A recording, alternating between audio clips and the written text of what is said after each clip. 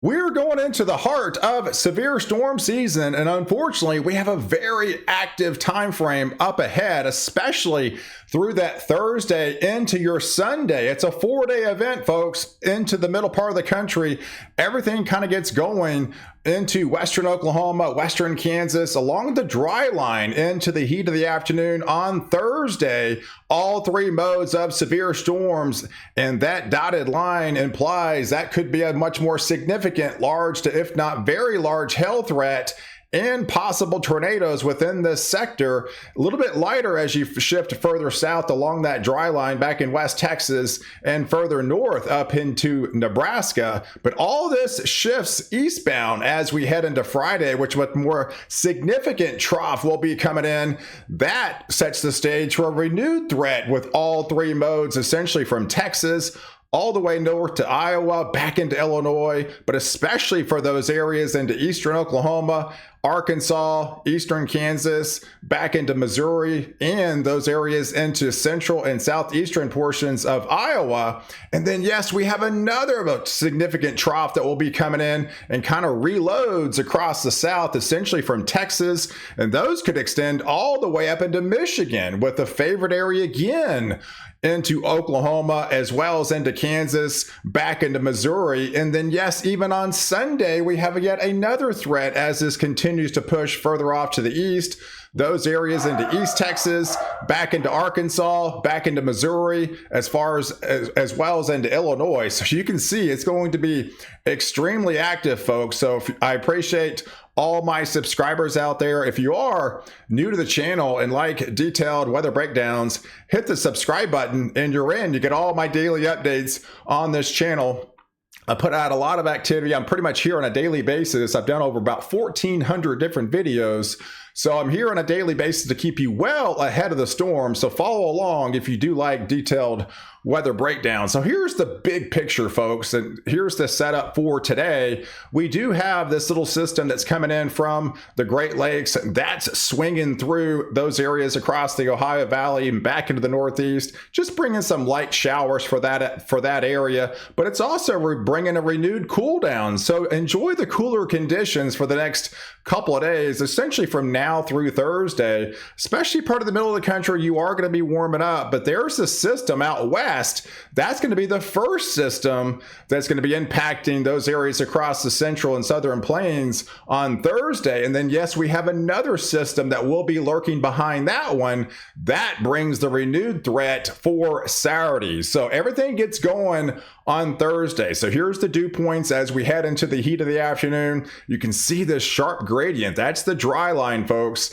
That's where I think large-scale supercell thunderstorms, as a warm front continues to lift north, we do have a developing low pressure highlighted over portions of Colorado there. That will sneak into Nebraska and things will start to explode across the dry line. And there's the simulated satellite view as we head into the heat of the afternoon on Thursday. We should see some renewed supercells starting to explode across this boundary, especially for those areas into western Oklahoma, western Kansas here. Definitely concerned about large, if not very large hail, and some isolated spin up tornadoes is definitely not out of the question. And yes, even a much more potent system, more significant trough, low level jets screaming around 63 knots, folks. That is definitely high levels to indicative of tornadoes within Kansas, back into Oklahoma, into Missouri during the day on Friday. Here's the setup on the surface map. So we should have a pretty decent low pressure center starting to deepen up there into Nebraska.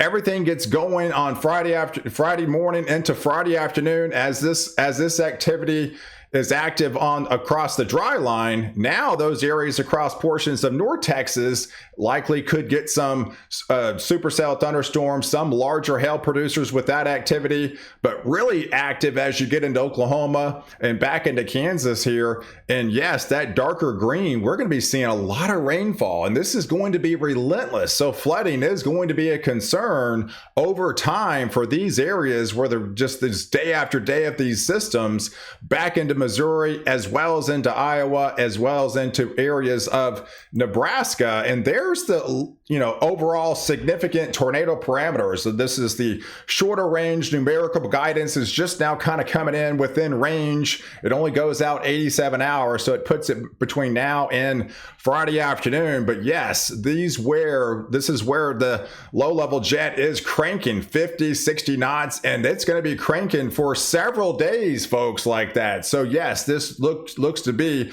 a wide-scale, if not possible, tornado outbreak within this sector over multiple days across the central and southern plains there, across the Great Plains, especially into Friday afternoon, back into Oklahoma, into eastern Kansas there, as well as into Missouri. And that will only extend as well as into central and southeastern portions of Iowa. But it doesn't stop there, folks. Yes, even Saturday, it kind of reloads, if you will. Another significant trough will be diving in kind of the same areas. There it goes, negatively tilted in the heat of the afternoon. Another likely peak heating type of event.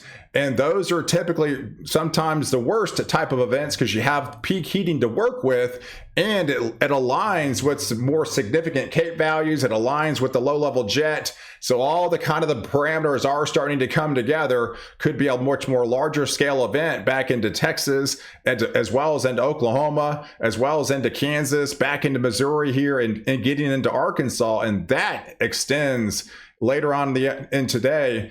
So here's where the Storm Prediction Center has, in fact, the risk as of right now. So it does include further south into north and portions of central Texas, but the main highlighted areas, the much more significant threat will be Oklahoma again, back into Kansas, as well as into Missouri.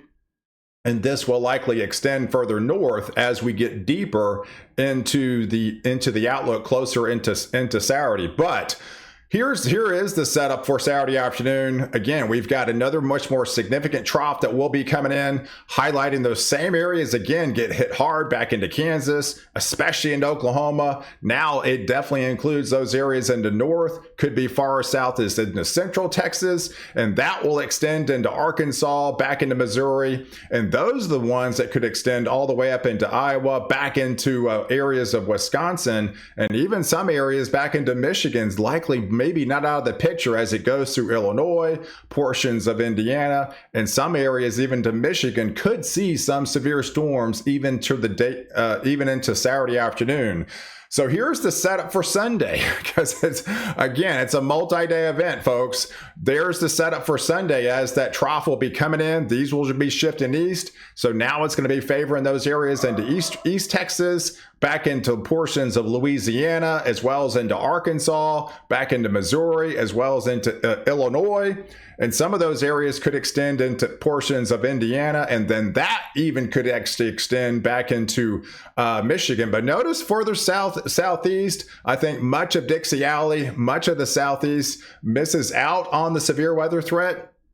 So yes, even a lot of the heavier rainfall, and for those areas across the north, even in portions of the Ohio Valley and of the Northeast, it's predominantly going to be the middle part of the country for this setup going forward. And over time, it's going to be producing some flooding rain. So here's a concern with these just relentless systems coming in day after day after day. It's going to be a compounding threat. So yes, flooding is a concern within this gray shaded area for areas of North Texas, back into East Texas, Louisiana, as well as into eastern areas of Oklahoma, eastern Kansas, especially into Arkansas, Missouri, back into Iowa, into Illinois, and some of those areas back into Indiana. That's through now and the end of the month, folks. And yes, we have another system that will be coming in for the first couple of days of May, folks. It definitely gets active, and it's really concentrated over the middle part of the country.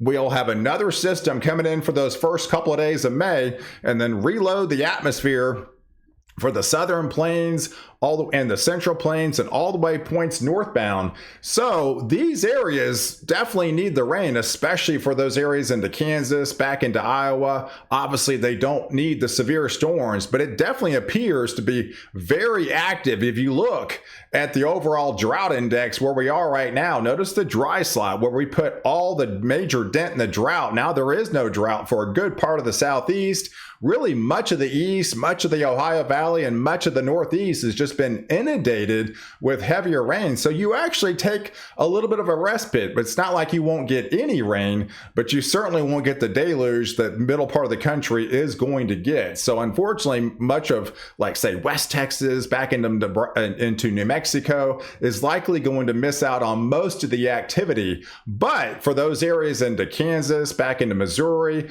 areas into Oklahoma, into eastern portions of Nebraska, and there into Iowa, and then even further north into Wisconsin, back into Michigan, all these areas right here are probably going to be putting a major dent in the drought over the next 2 weeks, because it definitely looks very active in the middle part of the country, and you're going to be warming up. So any little cooler spell you're going to get right now from the Great Lakes through the Ohio Valley and much of the Northeast over the next couple of days between now and Thursday, it's going to quickly start to come around, especially as we head into the weekend going into next week. And so much of the central and eastern 2/3 of the U.S. are going to be warming up in a big way. And the only really cooler shot in town is going to be those areas across the northwestern states.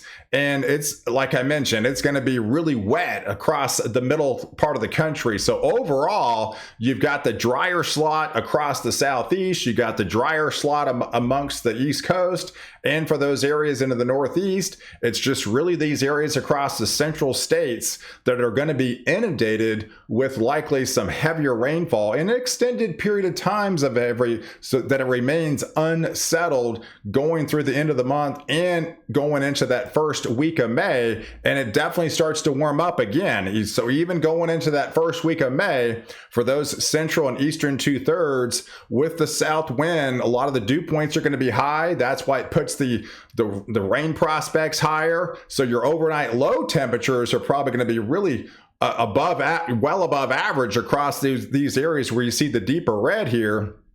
So really only the cooler anomalies are going to be out west, where you remain overall predominantly on the drier side, besides those areas across the Pacific Northwest. And yes, unfortunately, those areas across, the southern portions of California and the desert Southwest around the Four Corners regions also stay on the drier side. And you can see that right here with more or less the first week of May continues to remain on the drier side for much of the eastern side of the U.S. The middle part of the U.S. continues to remain wet, and the dry slot is over California and much of the desert Southwest. So guys, I appreciate you guys watching. Do like this video, definitely hit the subscribe button, and catch me next update, where I protect you before and after the storm.